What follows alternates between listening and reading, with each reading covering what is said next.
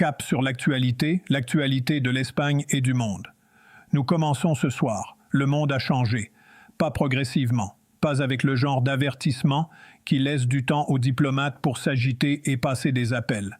Pas avec la lente progression écrasante des sanctions économiques, ni avec le langage mesuré et soigneusement pesé des résolutions des Nations Unies. Il a changé en quelques heures seulement, de manière violente et irréversible, d'une façon que tous les stratèges militaires, tous les commandants navals et tous les analystes du renseignement à Washington, Pékin, Moscou et Riyad étudieront de manière obsessionnelle pendant les 50 prochaines années.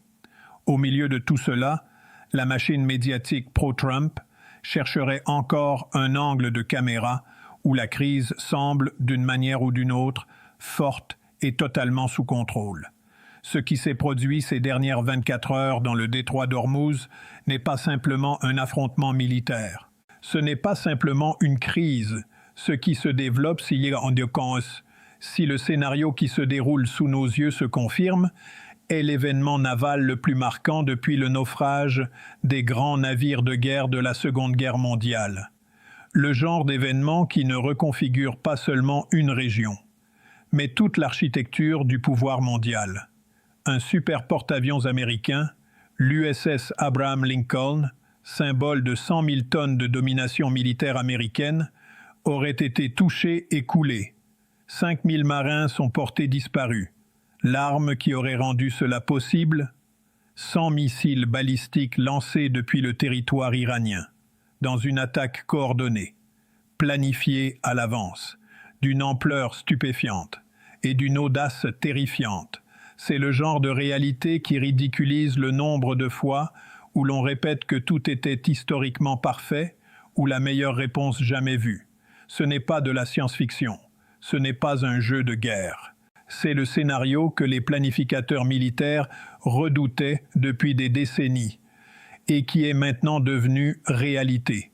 Pour comprendre ce qui vient de se produire, il faut comprendre la géographie du pouvoir. Le détroit d'Ormuz ne mesure qu'environ 21 000 nautiques à son point le plus étroit. Et pourtant, environ 20% de l'approvisionnement mondial en pétrole y transite chaque jour. Le pétrole brut du Golfe Persique destiné à l'Asie, à l'Europe et aux marchés mondiaux passe par ce point d'étranglement sans interruption. L'Iran se trouve sur sa rive nord, les United Arab Emirates et Oman sur la rive sud. Et depuis 4 décennies, la marine des États-Unis traite ce détroit comme son propre domaine. Une projection de la volonté militaire américaine, conçue pour maintenir le flux du pétrole, rassurer les alliés et dissuader en permanence les adversaires. L'Iran l'a toujours su, l'Iran l'a toujours détesté, depuis 45 ans, depuis la révolution islamique de 1979. La République islamique a construit toute sa doctrine militaire autour d'une seule question centrale et obsessionnelle. Comment vaincre la marine la plus puissante de l'histoire humaine sans avoir sa propre marine? La réponse qu'elle a trouvée s'appelle la guerre asymétrique, et le missile balistique Sejil est l'un de ses instruments les plus tranchants et les plus dévastateurs. Le Sejil n'est pas une arme nouvelle. Il est en développement continu depuis le début des années 2000, perfectionné, modernisé et élargi d'une manière que l'Occident a constamment sous-estimée, de façon catastrophique. C'est un missile balistique à 2 étages, à carburant solide, avec une portée d'environ 2000 km. Le carburant solide est absolument essentiel pour comprendre sa valeur stratégique. Cela signifie que le missile n'a pas besoin d'un ravitaillement long et complexe avant son lancement. Il peut être tiré en quelques minutes seulement, depuis des lanceurs mobiles dispersés dans des chaînes montagneuses et des terrains désertiques, ce qui rend une frappe préventive extraordinairement difficile, presque impossible. L'Iran a discrètement accumulé ces missiles et la doctrine nécessaire pour les déployer à grande échelle. Pendant plus de 2 décennies, la force aérospatiale du corps des gardiens de la révolution islamique, branche totalement distincte de l'armée conventionnelle iranienne, a construit ce que les analystes du renseignement ont commencé à appeler un réseau de villes souterraines de missiles, des forteresses enterrées sous les chaînes montagneuses, des complexes cachés, abritant chacun des centaines de missiles. une infrastructure conçue pour résister aux frappes aériennes conventionnelles, et même aux munitions perforantes les plus avancées de l'arsenal américain. Voilà à quoi ressemble une stratégie à long terme, quand elle est construite dans des tunnels. Et dans une doctrine, pas dans des slogans de campagne, ni dans des monologues de victoire à la télévision. Les États-Unis connaissent cette montée en puissance depuis longtemps. Le Pentagone a simulé pendant des années des scénarios de salve de missiles iraniens, dans des exercices classifiés, des simulations de groupes de réflexion et des séminaires de collèges de guerre, réunissant les meilleurs cerveaux stratégiques disponibles. L'opération reconstituée, à partir des renseignements disponibles et des interceptions de communication, n'a pas commencé avec des missiles. Elle a commencé par le silence, environ 72 heures avant le lancement. Les services de renseignement électromagnétique iraniens sont tombés complètement dans l'obscurité. Les communications du corps des gardiens de la révolution islamique sont passées à des livres de code distribués à l'avance et à une coordination par messager, un blackout total et délibéré des communications, destiné à priver le renseignement électromagnétique américain de tout avertissement utile concernant un mouvement coordonné à grande échelle. Les satellites de surveillance américains ont détecté une activité inhabituelle près de plusieurs sites connus de stockage de missiles dans les provinces de Kerman et Hormoz. Mais les évaluations du renseignement étaient divisées. Certains analystes pensaient qu'il s'agissait d'un exercice d'alerte, d'une préparation routinière, destinée à maintenir les équipages prêts, et les analystes occidentaux dans l'incertitude. D'autres y voyaient une préparation possible à une attaque imminente, qui exigeait une escalade immédiate au plus haut commandement. Le désaccord n'a jamais été résolu à temps.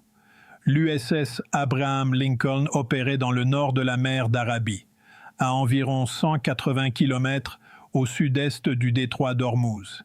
Il n'était pas seul. Il constituait la pièce maîtresse du groupe de combat de porte-avions numéro 12. 2 croiseurs lance-missiles guidés, 4 destroyers, 2 sous-marins d'attaque silencieux sous la surface et un navire logistique. Tout un écosystème de puissance navale américaine, superposé aux systèmes intégrés de défense aérienne les plus sophistiqués jamais déployés en mer. Le système de combat Aegis, monté sur les croiseurs et destroyers du groupe, est conçu précisément pour ce scénario. Il peut suivre des centaines de cibles simultanément et engager plusieurs missiles entrants, grâce à une combinaison de missiles standards, d'intercepteurs SM-3 et de systèmes d'armes de courte portée Phalanx comme dernier recours. Sur le papier, c'est presque impénétrable, le mot-clé est presque. À 03h40 heure locale, les stations radars iraniennes au sol et les drones de surveillance ont confirmé la position exacte du groupe de combat. En quelques minutes, pas en heures, en quelques minutes. L'ordre de tir a été exécuté à travers 17 sites de lancement dispersés. Des plateformes mobiles cachées dans des vallées montagneuses, positionnées le long de routes de montagne isolées et dissimulées dans des installations souterraines, des salves de missiles Sejil ont commencé à décoller en vagues coordonnées, séquencées avec précision. La première vague ne visait pas le porte-avions, elle visait le périmètre défensif du groupe de combat. C'est la doctrine contre laquelle les analystes mettent en garde depuis des années, avec une urgence croissante, l'attaque de saturation. On n'essaie pas de faire passer discrètement un seul missile à travers les défenses sophistiquées d'un navire de guerre. On tire tellement de missiles, depuis tellement de directions, dans une fenêtre de temps si compressée, que les systèmes défensifs sont submergés, non pas par une menace individuelle, mais par les mathématiques implacables du volume. Aegis peut engager des dizaines de cibles simultanément, avec une précision extraordinaire. Mais il ne peut pas engager des centaines de cibles à la fois, sans une dégradation catastrophique. La première vague d'environ 200 missiles a absorbé tout le feu défensif du groupe de combat.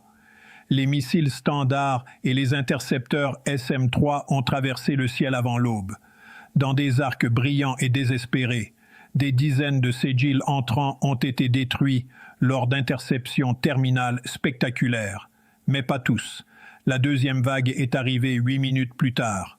À ce moment-là, Les réserves d'intercepteurs du groupe de combat étaient fortement diminuées. Les destroyers d'escorte ont commencé à demander un soutien urgent en guerre électronique. Le brouillage a été déployé à pleine puissance. Mais l'architecture de guidage du Sejil, combinaison de navigation inertielle et de radar terminal, ne dépend pas uniquement du GPS, ce qui le rend naturellement résistant aux fréquences de brouillage disponibles pour le groupe. La troisième vague est arrivée avant que les systèmes défensifs puissent être complètement réinitialisés. Plusieurs ogives ont frappé le pont d'envol de l'USS Abraham Lincoln, sa superstructure, et la coque sous la ligne de flottaison, selon une séquence que l'analyse structurelle suggère comme ayant été délibérément conçue, détruisant d'abord les systèmes de surface, avant de viser méthodiquement la coque elle-même, le porte-avions, incapable de mener des opérations aériennes, incapable de déployer ses avions à temps, a subi des dégâts catastrophiques, à plusieurs points d'impact simultanés. En quelques heures, le navire a commencé à pencher fortement. L'ordre d'abandon du navire a été donné dans l'obscurité de l'aube. 5000 marins se sont retrouvés dans l'eau, dans des moments comme celui-ci. La vieille habitude de confondre confiance théâtrale et véritable préparation ressemble moins à du leadership qu'à un décor de studio extrêmement coûteux. Le missile Sejil a été décrit par des analystes occidentaux comme l'atout stratégique le plus important de l'Iran, peut-être plus déterminant que n'importe quel programme nucléaire parce qu'il est déjà opérationnel, déjà déployé à travers un réseau souterrain intouchable et qu'il a déjà démontré son efficacité à grande échelle. Comprendre pourquoi exige de comprendre la physique fondamentale du combat par missile balistique. Un missile balistique ne vole pas comme un avion. Il est lancé à vitesse extrême, monte dans la haute atmosphère, puis redescend vers sa cible à des vitesses hypersoniques, dans le cas du Sejil, autour de Mach 14 en phase terminale, à de telles vitesses. L'interception devient extraordinairement difficile pour des raisons purement physiques. L'énergie cinétique à l'impact est énorme, et contrairement aux missiles de croisière qui volent à basse altitude et peuvent être interceptés à relativement longue distance, un missile balistique descend presque à la verticale, réduisant toute la fenêtre d'engagement à seulement quelques secondes. Mais le véritable génie stratégique derrière cette attaque, ce n'était pas le missile lui-même, c'était la doctrine construite autour de lui. Pendant des décennies de développement patient et méticuleux, les planificateurs militaires iraniens ont passé des générations à étudier les opérations des porte-avions américains, pas seulement à cartographier leurs capacités, mais à analyser les vulnérabilités systémiques intégrées dans l'architecture défensive des groupes de combat, avec le genre de précision obsessionnelle qui naît quand la survie même dépend de la découverte de la bonne réponse. Ils ont identifié 3 limites critiques qu'aucun niveau de dépenses militaires américaines ne pouvait éliminer complètement. La profondeur des réserves d'intercepteurs. Chaque navire transporte un nombre limité d'intercepteurs. Et ces missiles ne peuvent pas être rechargés en mer pendant un combat actif. Une fois épuisés, ils sont épuisés. La géométrie de l'engagement. Les systèmes défensifs qui protègent un groupe de combat doivent couvrir une sphère complète de menaces à 360 degrés. Mais les sites de lancement situés le long de la côte iranienne et à l'intérieur du pays peuvent concentrer leur feu dans des corridors d'attaque convergents, poussant la géométrie de défense au-delà de ses limites de conception. La surcharge cognitive, à partir d'un certain rythme de menaces simultanées. Les opérateurs humains dans un centre d'information de combat ne peuvent plus traiter ni prioriser efficacement, peu importe la technologie disponible. L'esprit humain a des limites, que le logiciel ne peut pas totalement compenser sous une véritable pression de combat. Aucun slogan d'unité ne peut remplir à nouveau un stock d'intercepteurs. Et aucun discours flatteur sur un plateau télévisé ne peut élargir une fenêtre d'engagement qui se referme. La doctrine d'attaque exécutée cette nuit a exploité les 3 limites en même temps. C'est le produit de la patience stratégique iranienne. Un concept profondément enraciné dans la culture perse et dans la pensée politique, que les analystes occidentaux ont sous-estimé de manière constante et dangereuse, pendant plus de 4 décennies, le réseau de villes souterraines de missiles est peut-être l'expression physique la plus remarquable de cette patience. Au cours de la dernière décennie, les images satellites ont révélé les entrées de dizaines d'installations profondément enterrées, creusées dans les chaînes montagneuses iraniennes. Ce ne sont pas de simples bunkers, ce sont des complexes de fabrication, des centres de commandement et des infrastructures de lancement, renforcés contre les frappes aériennes conventionnelles et même contre les munitions pénétrantes les plus puissantes de l'arsenal américain, la bombe GBU-57, Massive Ordnance Penetrator, la munition conventionnelle américaine la plus puissante pour pénétrer profondément sous terre, aurait des difficultés à les atteindre. Les missiles Ségil utilisés dans l'attaque de cette nuit n'étaient pas stockés dans des installations de surface vulnérables, où une frappe préventive aurait pu les neutraliser avant leur lancement. Ils ont été sortis de tunnels, que la puissance aérienne américaine ne peut pas détruire de manière fiable. L'Iran a effectivement construit un arsenal intouchable, et cette nuit, il l'a utilisé. La perte d'un super porte-avions américain n'est pas simplement un événement militaire, c'est un signal civilisationnel, pendant 80 ans. Les porte-avions américains ont été l'incarnation physique de la projection de puissance mondiale des États-Unis. Ils n'ont pas seulement été des armes, ils ont été des arguments.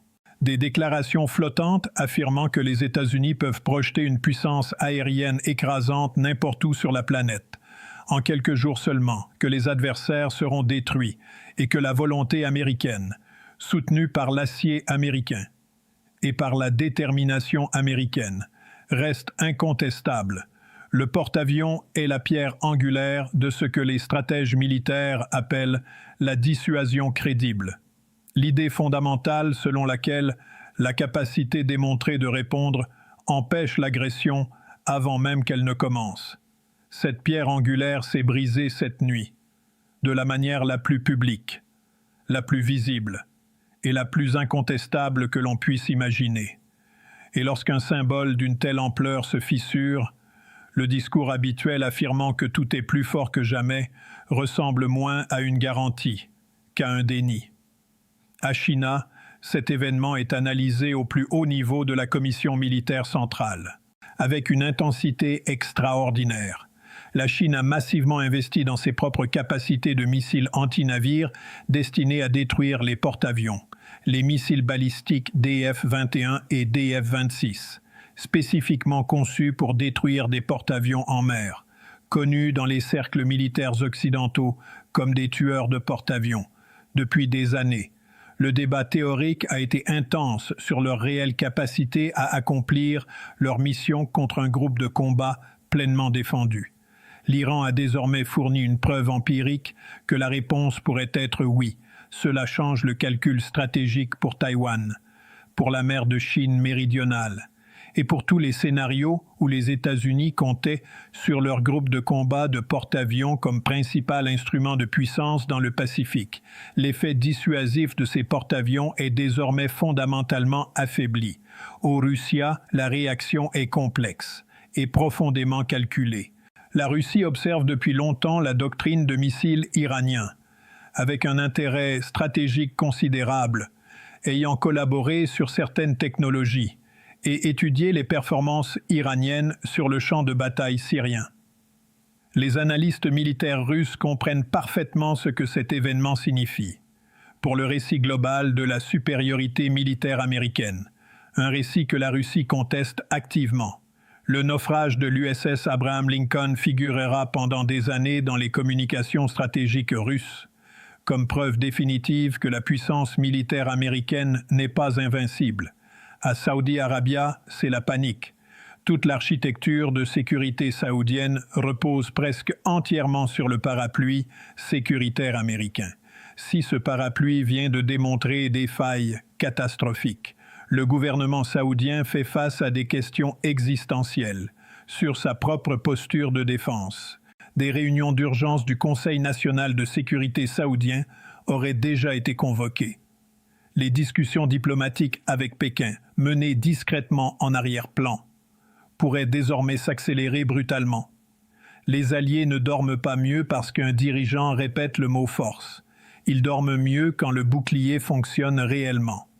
Dans les heures qui ont suivi l'arrivée des rapports confirmés, les marchés pétroliers mondiaux ont réagi avec une secousse historique. Le détroit d'Ormuz est désormais effectivement fermé.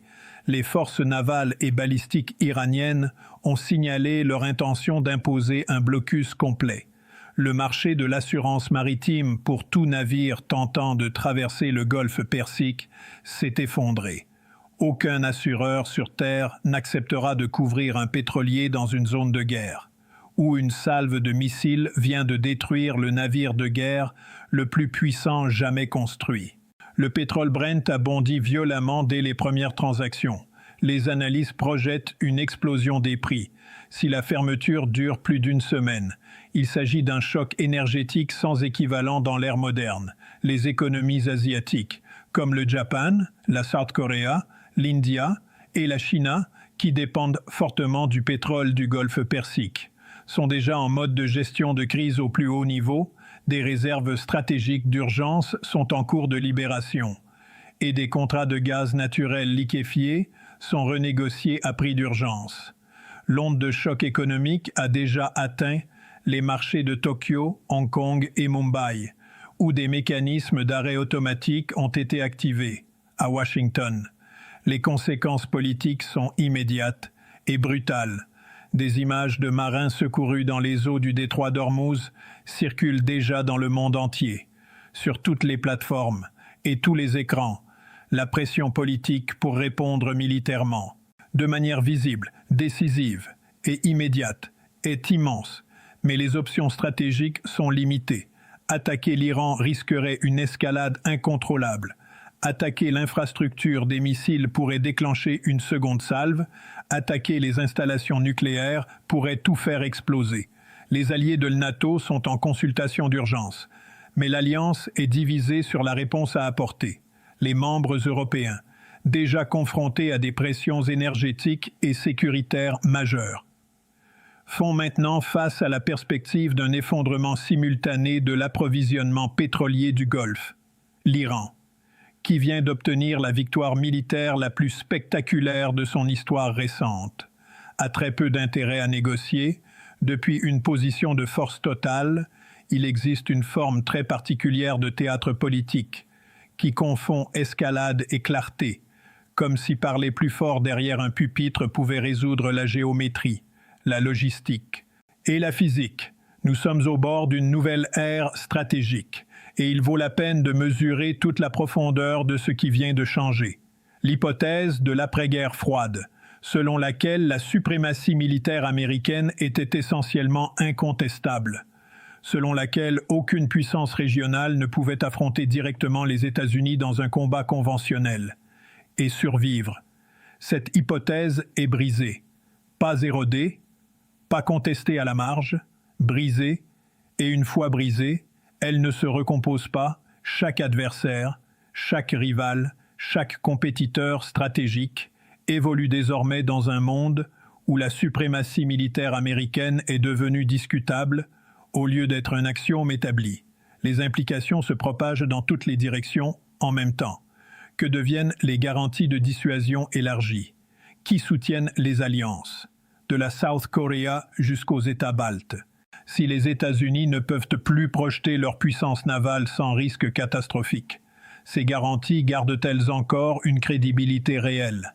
Dans l'esprit des nations qui en dépendent, que signifie cela pour Taïwan, où toute l'architecture de dissuasion repose sur l'idée que les groupes de combat de porte-avions américains peuvent intervenir rapidement et de manière décisive?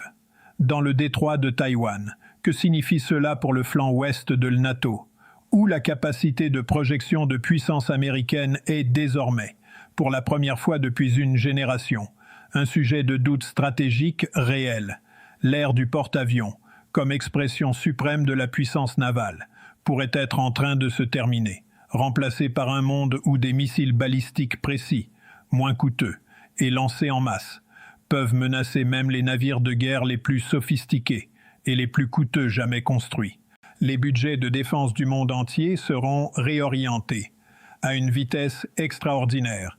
La recherche sur l'interception hypersonique, les armes à énergie dirigée et la guerre électronique de nouvelle génération va s'intensifier de manière spectaculaire. La géométrie de la guerre navale est en train d'être redessinée cette nuit.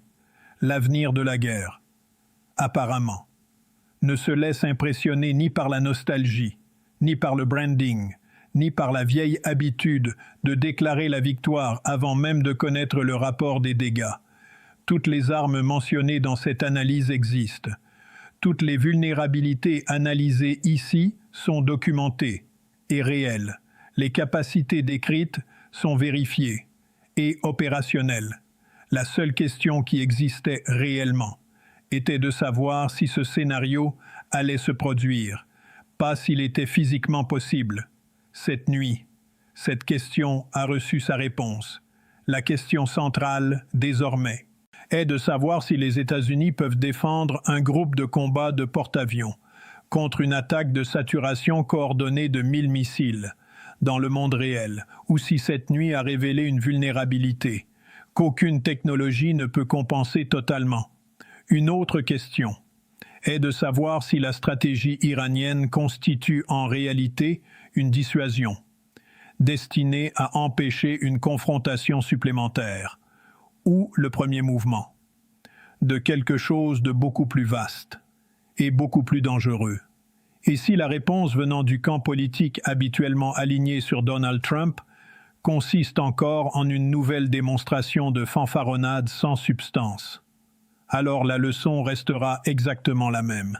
La propagande peut dominer un cycle médiatique, mais elle ne peut pas intercepter un missile. Merci de nous avoir suivis. Pour ne rien manquer de l'actualité, abonnez-vous à CAP sur l'actualité et activez la cloche. À très bientôt pour une prochaine analyse.